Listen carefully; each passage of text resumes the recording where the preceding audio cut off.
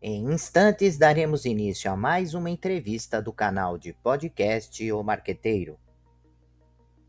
Você pode acompanhar também esta entrevista pelas principais plataformas de podcast. Queremos ouvir você. O podcast O Marqueteiro é feito para transformar a forma como pensamos marketing e negócios, e sua opinião é essencial. Deixe seu comentário, compartilhe suas ideias e ajude a construir uma comunidade engajada. Olá, amigos do canal de podcast O Marqueteiro.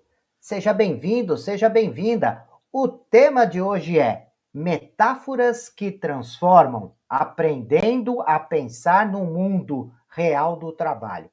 Para falar desse assunto, o nosso convidado é Luiz Carlos Pereira de Souza.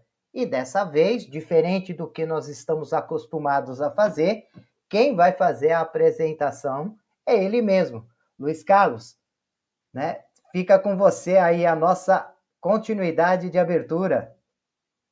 Ô, meu grande amigo, ilustre professor Luiz Cláudio, que honra novamente estar aqui, né? Voltei, né? Meu caro professor, aproveitando que nós vamos estar conversando sobre metáforas, que são figuras de linguagem, né? Analogias que a gente faz, aquelas historinhas do dia a dia que a gente coleta, vai salvando para poder conversar, né? Então, hoje à tarde, eu peguei e saí de bike, fui dar pensando nessa nosso bate-papo de agora à noite, falei, deixa eu sair, queria ouvir o nosso programa do ano passado. Falei, nós não podemos repetir as mesmas ilustrações, temos que caprichar, é um público qualificado, né? Então temos que ser cautelosos. Professor, é aí, eu saí, né? É os meus 40 quilômetros, refletindo, e pensei o seguinte, né? Você imagine, né, a nossa mão, a palma da mão e 5 dedos, e eu queria me apresentar a partir daqui da minha mão, a palma da mão e meus 5 dedos. Aqui na palma da minha mão, eu diria que está aqui representando a educação, que foi, é e sempre será tudo na minha vida. E eu estimulo jovens de todas as idades a darem essa importância à educação, independentemente de qualquer outro resultado pecuniário ou financeiro. Então, está aqui a palma da minha mão, e eu tenho 5 dedos ou tentáculos. Aqui no primeiro dedo, eu vou dizer o seguinte para todos vocês que estão nos acompanhando, né? Numa primeira metáfora, nesse primeiro dedo, eu sou o CEO, fundador da APVD, Câmara Internacional de Commodities. Nós representamos os fornecedores brasileiros nas exportações de carnes, alimentos em geral, minérios e grãos. Está dado? Primeiro dedo. No segundo dedo, eu sou hoje, né, um consultor residente dentro da Dibratec. A Dibratec, que é presidida pelo professor Dr. Vanilson Benevenuto, que um dia vai estar aqui com você também, a Dibratec é uma das 5 maiores importadoras e distribuidoras de borracha do Brasil. No terceiro dedinho, eu sou o presidente fundador da Procomex, mediadora de negócios internacionais, né? Já desde 1994. No quarto dedo vai aparecer uma primeira startup. Eu sou apoiador profissional e me dedico amplamente à startup OneTax, que é de mobilidade urbana, cujo presidente é o Sidney Miranda, que um dia vai ter que estar aqui com você também. E, finalmente, meu quinto dedo é de um outro cidadão que eu quero aqui no programa também. É a startup que nós temos é a Pertox, né? Cujo o cofundador e CEO é o Luiz Quadros. É uma startup diferenciada hoje, está no mundo inteiro já, engatinhando no mundo inteiro, e trata de relacionamentos sociais, culturais, presenciais. Bom, mostrei a palma da minha mão, meus 5 dedos e fiz as minhas primeiras ilustrações. Prezadíssimo professor Luiz Quadros. E além disso, eu posso acrescentar mais alguns dedos aí, né? Você é uma pessoa extremamente carismática, simpática. Eu acompanho o seu trabalho nas redes sociais e vejo o quanto os seus alunos, né, são apaixonados pela sua aula, né? Você é uma pessoa muito disponível, e isso é importante nos dias de hoje, né? Toda vez que eu entro em contato contigo, você prontamente diz, vamos fazer, né? Nunca diz, hoje eu não posso, esse tema não é legal, sempre se abre profundamente para que essas coisas aconteçam. E isso talvez sejam os principais dedos que nós colocamos, né? Essa relação, essa empatia, esse carisma, e isso é fundamental nos dias de hoje, né? E nós vamos falar de um tema, né, Luiz, que é o uso da metáfora, mas não aquele uso de metáfora solta, algo projetado, planejado, de acordo com um determinado objetivo, assim como os grandes mestres sempre fizeram, né? Nós podíamos citar aqui vários mestres que fizeram uso de metáforas para passar mensagens fortes e que são até hoje, vibram em nosso planeta, tamanha força daquelas metáforas e que podem ser transformadas, né, ao longo do tempo e se adaptando a um determinado momento, né? E, então, a metáfora é um ponto importante, e a metáfora, dentro também de uma ideia de auxiliar as pessoas a pensarem, não trazer tudo pronto. E que eu acho que numa época onde se discute muito a inteligência artificial, pensar se transformou no principal patrimônio de uma pessoa, a capacidade de pensar. Porque as informações estão disponíveis ali, mas o ato de pensar é ainda algo próprio do ser humano. É isso um pouco, Luiz?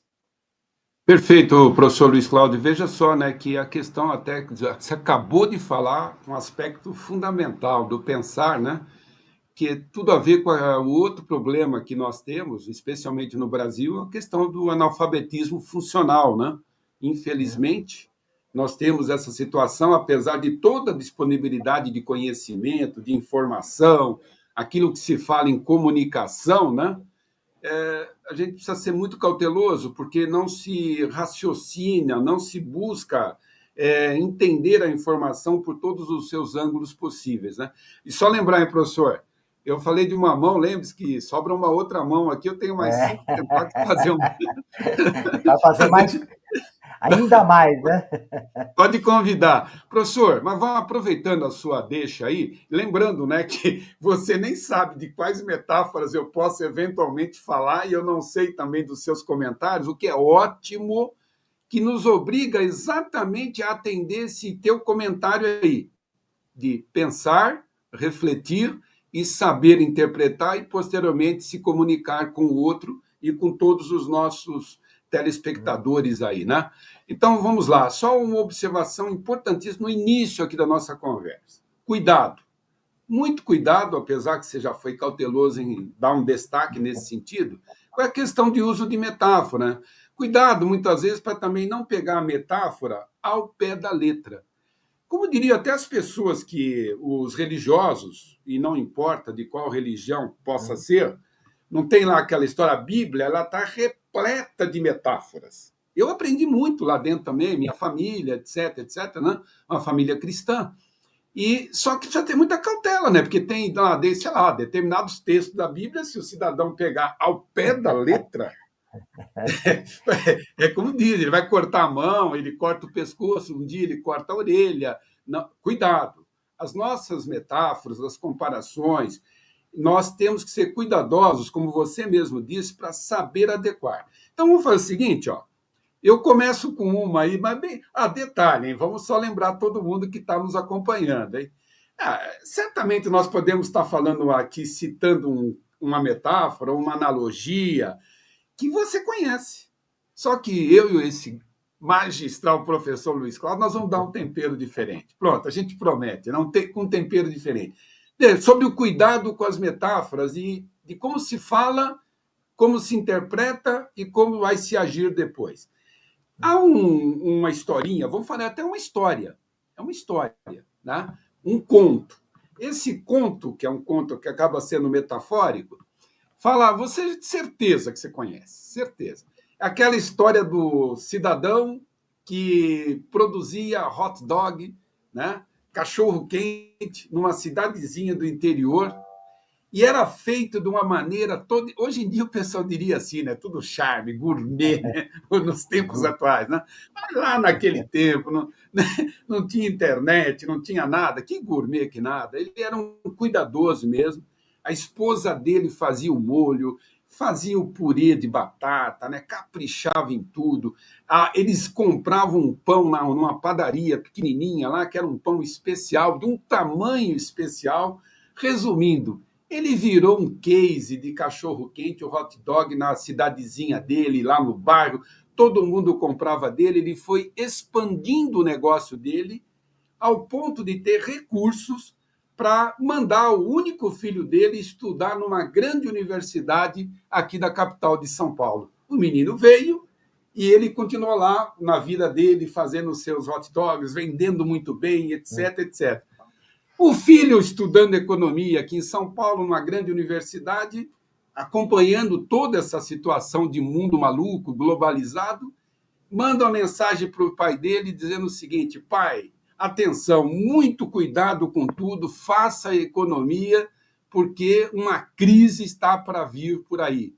O pai dele chegou lá, conversou com a esposa, falou: ó, nosso filho, que agora está estudando numa universidade, olha o que ele escreveu, e não é a primeira vez, falando que vem crise para a gente cortar custo. Bom, ele falou: o que nós podemos cortar custo? Olhou o produto dele, o hot dog dele, falou: bom, deixa eu ver. Bom, podemos diminuir o pão? Vamos comprar um pão que todo mundo usa? Vamos. Aí, quando ele fez isso, a demanda dele reduziu-se. Ele falou: tá vendo? Olha o que o meu filho falou, que a crise ia começar. Falou: vamos reduzir mais ainda. Bom, resumindo, a esposa dele, que antes fazia o purê, fazia lá o molho, deixou de fazer e passou a comprar muito mais barato em outro lugar. A demanda dele caiu mais ainda. Ele falou: tá vendo? O meu filho tinha razão.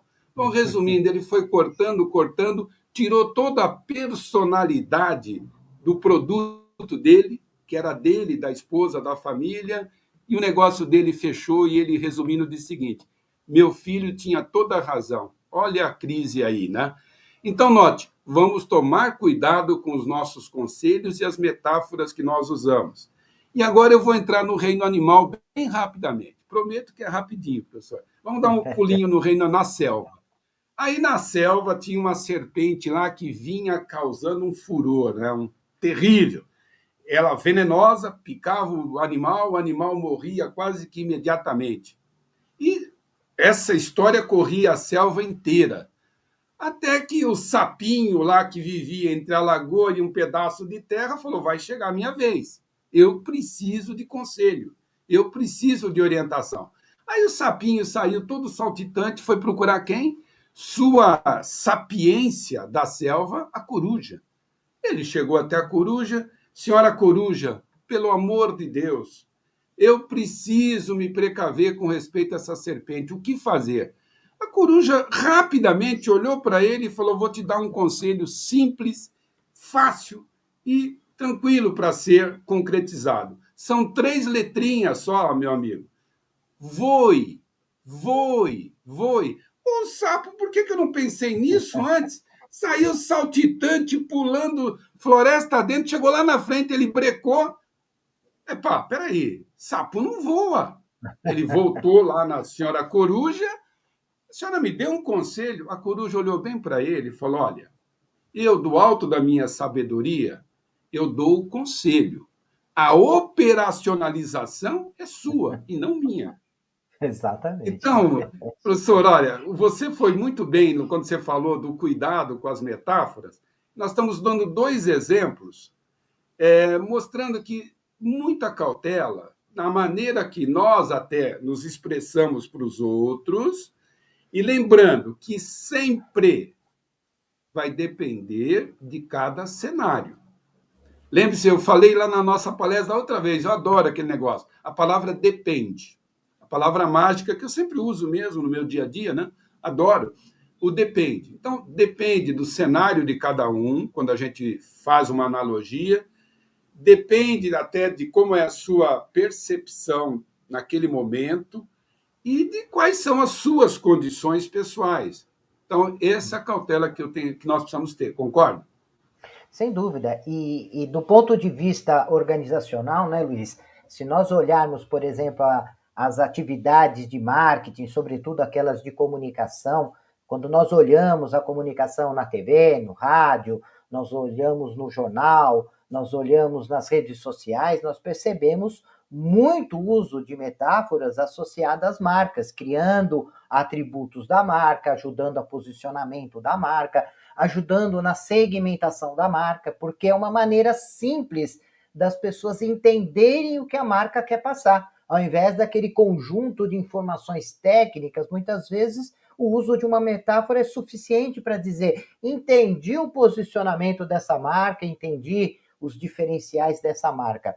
Além disso, na área de vendas, eu sempre acompanhei vendedores em campo e eles sempre usaram demais o uso de metáforas, às vezes, para explicar um produto, para mostrar o diferencial de um produto, né, para concluir uma venda, para estimular as pessoas a compreenderem por que aquele produto e serviço era importante, ou seja, dentro da ideia, né, do processo de vendas, do funil de vendas, né, da jornada de compra do consumidor, o uso da metáfora ela pode ser utilizada e é utilizada em diversos momentos e contribui fundamentalmente para fechar uma venda, não é? Perfeito, porque que assim, né? Quando nós estamos falando de motivação, lembrando, diria o velho Tim Maia, né? O velho Tim Maia nas suas músicas lá, né? Que a motivação, primeiro, tem que estar dentro da gente mesmo. Você tem que ter. Me dê motivos, diria a música do Tim Maia. Aí ele continua cantando, me dê motivos, né? Então, veja, primeiro eu preciso estar motivado dentro de mim, né? E essa motivação que você mencionou, vamos pegar a área comercial, né, que é uma área que eu atuo intensamente, Sim. pelo menos em duas empresas eu atuo de maneira intensa. Vamos motivar uma equipe de venda. Para fazer isso, claro que pegando as metáforas, as analogias, os simbolismos, nós vamos trabalhar com essas pessoas. E a motivação, o professor Luiz Cláudio, ela passa por algumas etapas, por isso que as metáforas são bem-vindas para nos auxiliar. Vou te dar um exemplo pensando numa equipe de vendas.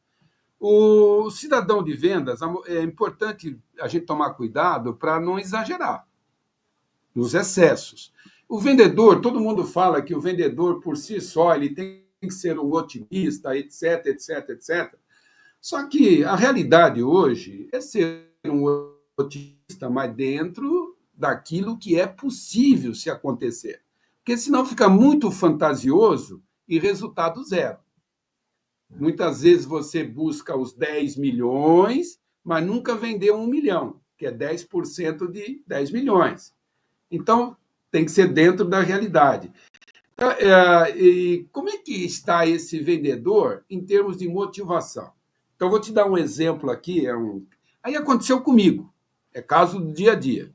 Eu, novamente, estou de bike, rolando, estava lá em frente ao Shopping Morumbi, 8 horas da manhã. 8 horas da manhã. Então, lá tem um semáforo que é bem demorado, e aí ficam aqueles cidadãos com aquela bandeirinha, ao sábado e domingo, né, porque fica fechado lá, eles ficam controlando com a bandeirinha. Meu amigo, acredite se quiser. Estava um dia meio enfarruscado e eu parei a bike, só tinha eu, não tinha mais ninguém lá, porque ali não tem ninguém. Estava eu e o cara. Em 1 minuto, enquanto aquele farol ficou fechado, esse cara me contou tantas desgraças da vida dele, porque eu falei para ele bom dia, eu caí na besteira de falar bom dia para ele. Ele falou: bom dia, o senhor não sabe o que eu estou passando aqui. Acordei antes das 6 da manhã, vou ganhar R$ 100. Fiquei sabendo até o quanto ele ia ganhar. Eu vou ganhar R$ 100, isso aqui é uma desgraça para um ser humano, não sei o quê. Bom, resumindo, abri o farol, graças a Deus, eu saí de lá. Olha, 8 horas da manhã, eu estou pensando no mundo de vendas que você acabou de mencionar. Quer ver uma coisa? Aí eu saí, fui dar a volta inteira, eu dou uma volta longa. Fui para Paulista, etc. E por volta das 14 horas, estava começando a chover, não esqueço disso. Eu cheguei lá na Avenida Jabaquara, olha que interessante. Só que estava cheio de gente. Um cidadão estava lá com a bandeirão lá também, e estava começando a chover, ele gritando para todo mundo: E aí, pessoal, começando a chover, graças a Deus, olha que chuva agradável. E detalhe: na próxima feriado aqui em São Paulo, estaremos esperando vocês aqui. Aí todo mundo deu um grito, tal, nas bikes. Bom, meus caros, dois cenários eu estou apresentando. O furioso da parte da manhã e o otimista na parte da tarde. O comentário que eu faço, professor Luiz Cláudio, na você está falando de vendas, área comercial, é o cuidado que eu tomo com quem trabalha comigo, é cuidado, os exageros, seja de quem for. O cara de manhã, o exagerado pessimista, só coisa ruim. O cara da tarde, ótimo, mas toma cuidado também para você não ser tão ufanista e muitas vezes fica vazio, né, o que você está passando.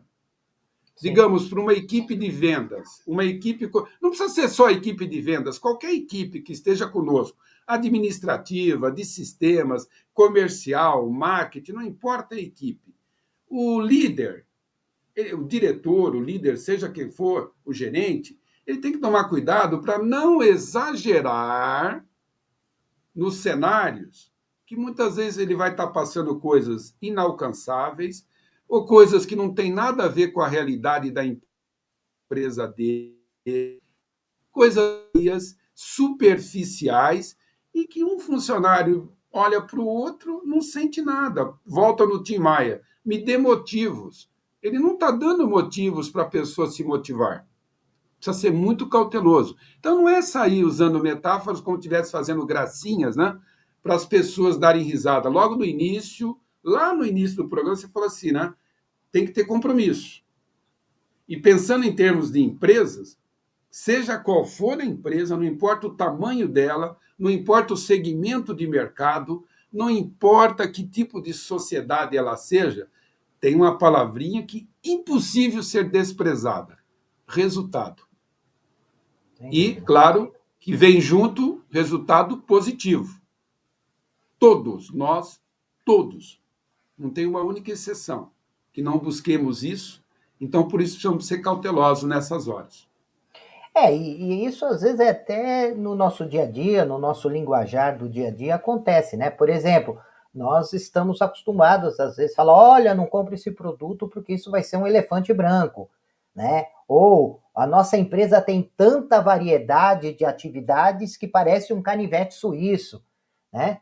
Olha, eu te protejo igual um colete salva-vidas, ou seja, fica fácil a visualização do tamanho dessa proteção, do tamanho do estrago que aquele produto pode fazer na empresa. Ou seja, quando você usa a metáfora, você simplifica, mas, como você está dizendo, não só tem que tomar cuidado com o uso exagerado, porque pode ficar chato demais, mas também tem que se tomar cuidado, porque às vezes uma metáfora que em determinado momento, né, um determinado símbolo, uma determinada linguagem que era usada num determinado momento possa não fazer mais sentido em outro, né? Por exemplo, às vezes eu uso muito ainda aquela frase, né? A ficha não caiu, mas muitos não sabem que nós estamos falando daquela ficha telefônica, né? Que nós tínhamos que ir no orelhão à noite ou durante o dia e para a ligação se completar,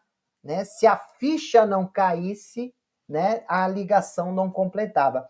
E nos dias de hoje, se você for falar, olha, a ficha não caiu, não se faz a mínima ideia da onde vem essa origem, ou daquela do tipo, isso foi feito nas coxas.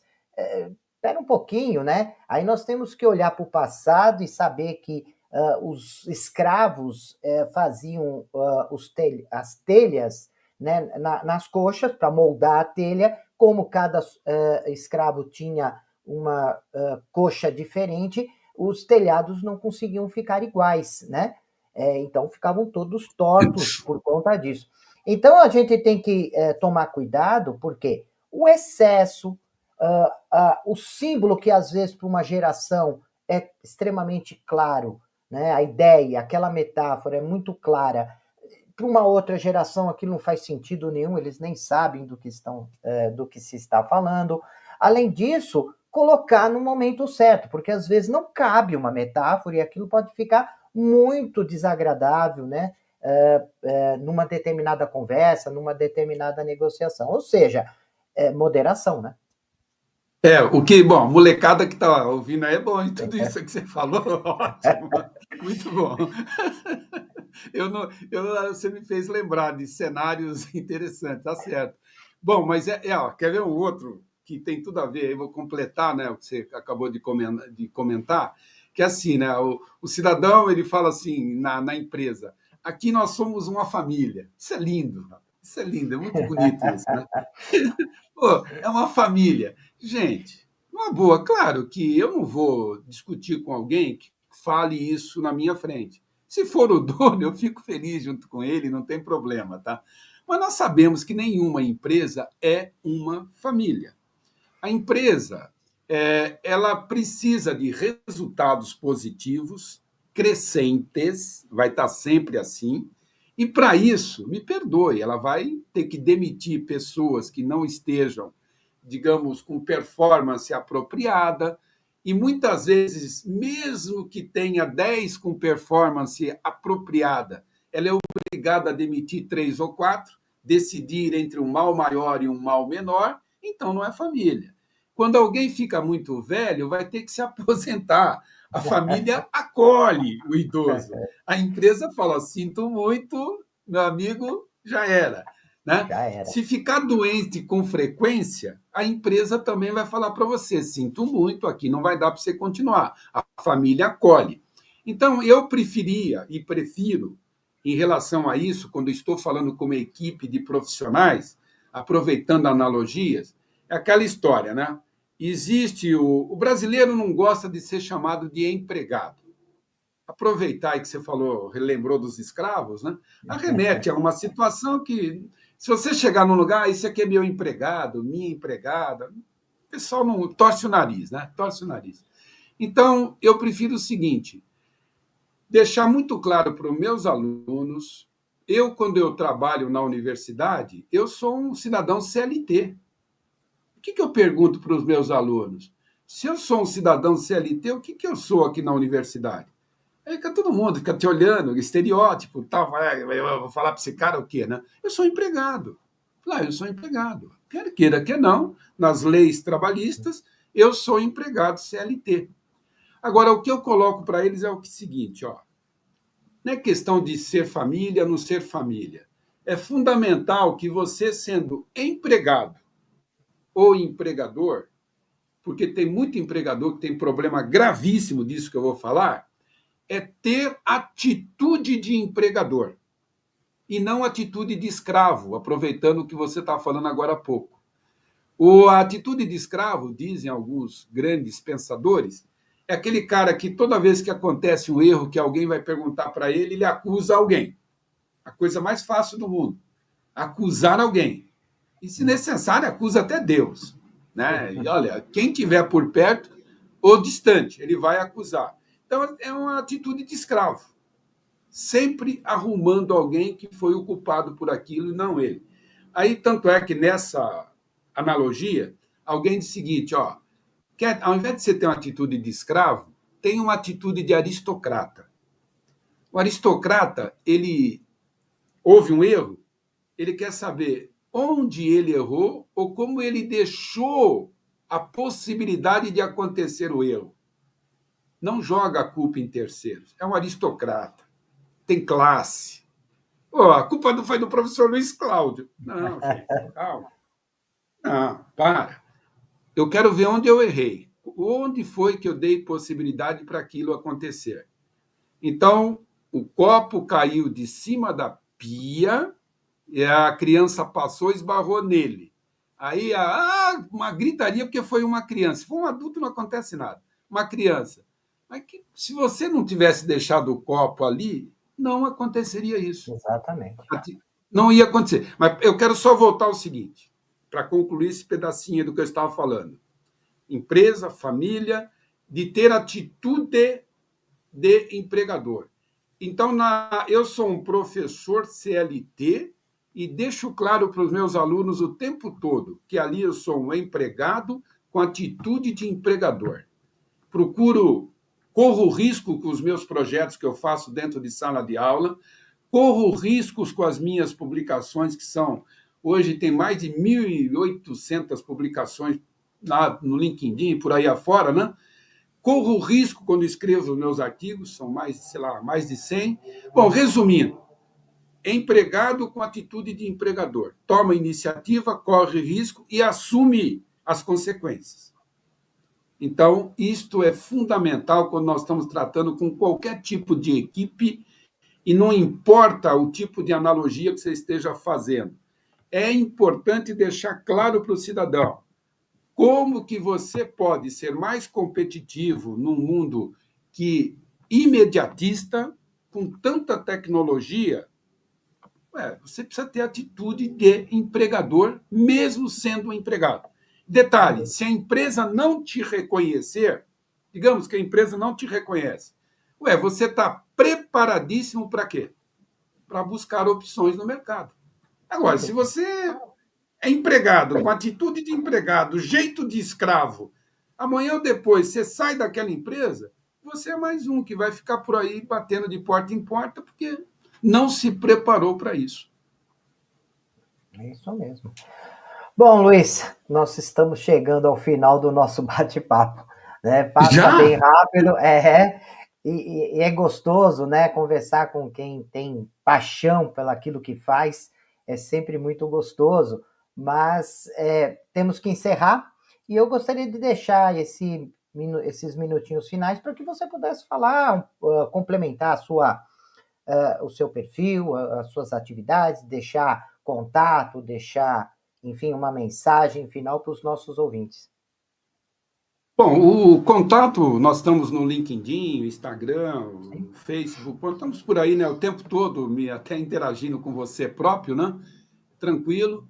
E eu gostaria só de colocar para todos aqueles que estão nos acompanhando, né, a relevância do trabalho que o professor Luiz Cláudio faz, essa oportunidade que ele dá a outros colegas, a outros profissionais de subirem ao palco e acrescentarem alguma coisa para todos vocês. Mas eu gostaria só de, concluindo, professor, da minha parte, assim, né, uma analogia para todos vocês aí, já que nós estamos falando de mercado de trabalho, de competitividade, tecnologia, inteligência artificial, toda essa correria maluca que nós temos, graças a Deus, no dia a dia, que assim, valorize as suas conquistas, sejam elas quais forem, em todos os estágios da sua vida.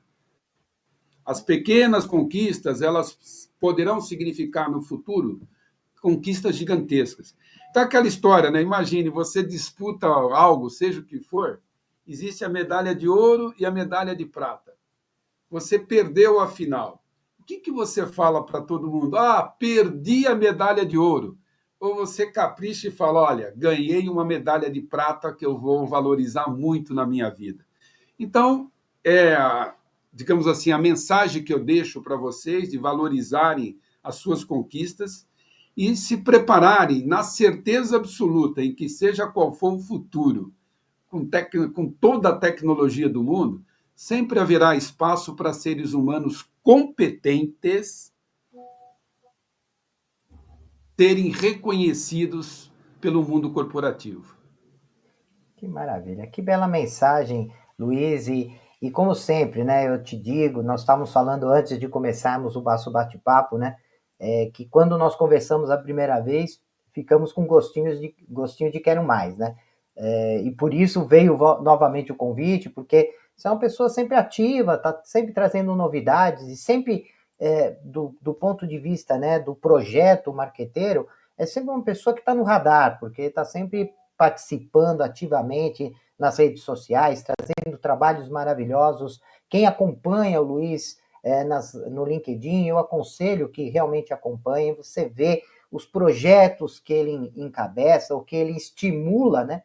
Porque eu acompanho também o trabalho dele como docente e eu vejo que os alunos, né, desenvolvem o seu lado criativo, o seu lado empreendedor. E isso é bacana, né? Não é um professor que simplesmente transmite informação, é alguém que estimula as pessoas a pensarem no seu dia a dia. Isso faz com que o Projeto Marqueteiro sempre esteja olhando para o Luiz e com vontade de trazer ele aqui para falar de vários assuntos. Esse tema, na verdade, surgiu sobre metáforas a partir de alguma coisa que eu vi dele ali, e ele comentou sobre metáfora em algum momento, e eu falei, puxa, esse tema de metáfora, ele é importantíssimo, porque é uma ferramenta, é um instrumento tanto de negócios, de vendas, de marketing, mas também é um instrumento de reflexão.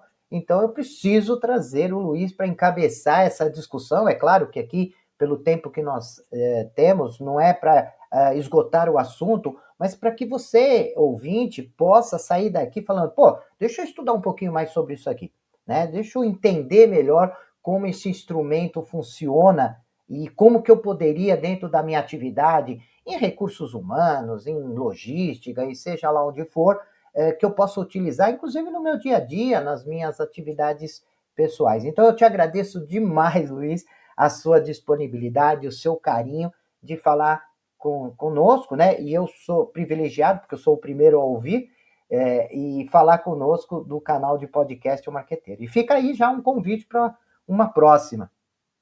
Ok. Valeu, professor. Um forte abraço aí a todos. E, prezados ouvintes, até a nossa próxima entrevista. Até lá. Deixe seus comentários, sugestões e opiniões. E aproveite e se inscreva no canal.